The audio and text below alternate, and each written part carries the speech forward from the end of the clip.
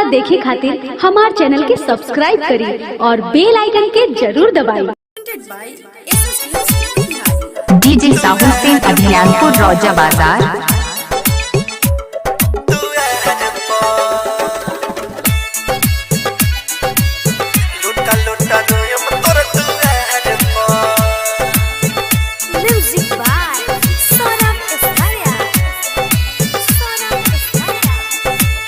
DJ साहिल सैन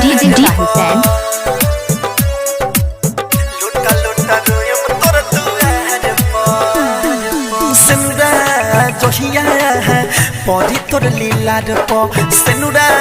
Josiah है पौधी तोर लीला रो लोटा लोटा रोयम तोर दुआर पो डीजे साहुल सेन अभियानपुर रौजा बाजार। लोटा लोटा रोयम तोर दुआर पो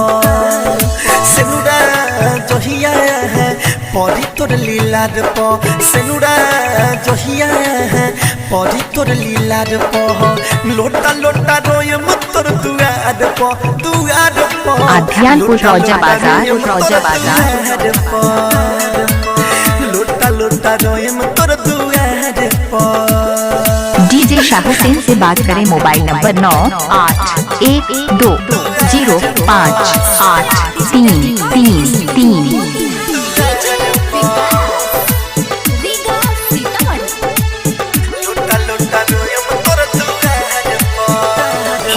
वही दिन रानी होई जाई यार पार शादी एक दिन तोरा कहले हमार छोड़ ही के रहे जब पहलू कहे प्यार मिले न आवेलू कर तारू इनकार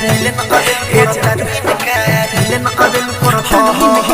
वही दिन रानी होई जाई यार पार शादी एक दिन तोरा कहले हमार छोड़ ही के रहे जब पहलू कहे प्यार मिले न आवेलू कर तारू इनकार मिले न आवेलू कर तारू इनकार पैसे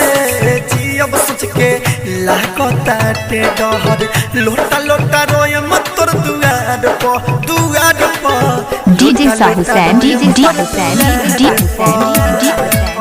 लोटा लोटा रोयम तोर दुआर पो। डिजिटल रिकॉर्डिंग स्टूडियो मोतिहारी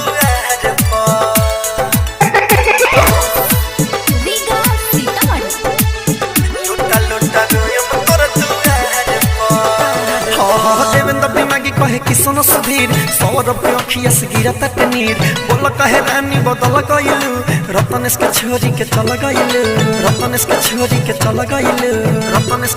के चल गइलू जहाँ देवेंद्र दिमागी कहे कि सोनो सुधीर मीठू के अखिया से गिरा तकनीर बोल कहे रानी तू बदल गइलू रतनेश के छोरी के चल गइलू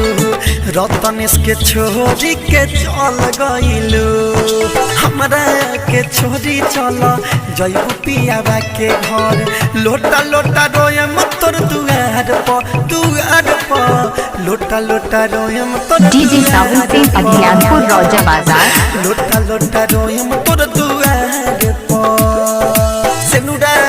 जोहिया है पौधी तोर लीला रो सेनुरा जोहिया है पौधी तोर लीला रो